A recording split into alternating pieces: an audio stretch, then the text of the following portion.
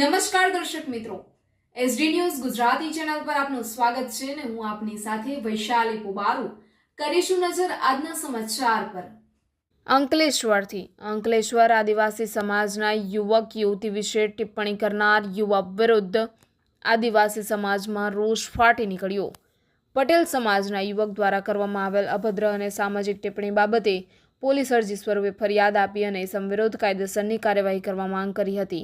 તાજેતરમાં સોશિયલ મીડિયાના પ્લેટફોર્મ પર આદિવાસી સમાજના અભદ્ર ટિપ્પણીના મુદ્દે અંકલેશ્વર આદિવાસી યુવા વર્ગમાં ભારે રોષ ફેલાયો છે।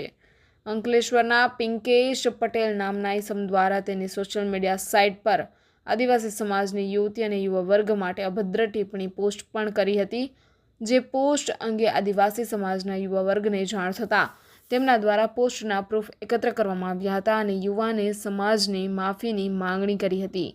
જોકે યુવક ભૂગર્ભમાં ઉતરી જઈ શનિવારના રોજ બિરસા મુંડા સર્કલ પાસે સમાજની માફી માંગવા આવવાની જાણ કરી હતી, જે મુદ્દે આદિવાસી સમાજના અંકલેશ્વર અને હાંસોટના યુવાનો બિરસા મુંડા સર્કલ ખાતે એકત્ર થયા હતા અને ત્યાંથી રેલી સ્વરૂપે અંકલેશ્વર શહેર એ ડિવિઝન પોલીસ મથકે પહોંચ્યા હતા, જ્યાં તેમના દ્વારા યુવાન વિરુદ્ધ જરૂરી પુરાવા સાથે અરજી સ્વરૂપે ફરિયાદ આપવામાં આવી હતી, તેમજ પીઆઈ પીજી ચાવડાને આ અંગે રૂબરૂ રજૂઆત કરી અભદ્ર ટિપ્પણી કરનાર ઇસમ વિરુદ્ધ કાયદેસરની કાર્યવાહી કરી તેના સામે પગલાં ભરવા માટે રજૂઆત કરી હતી।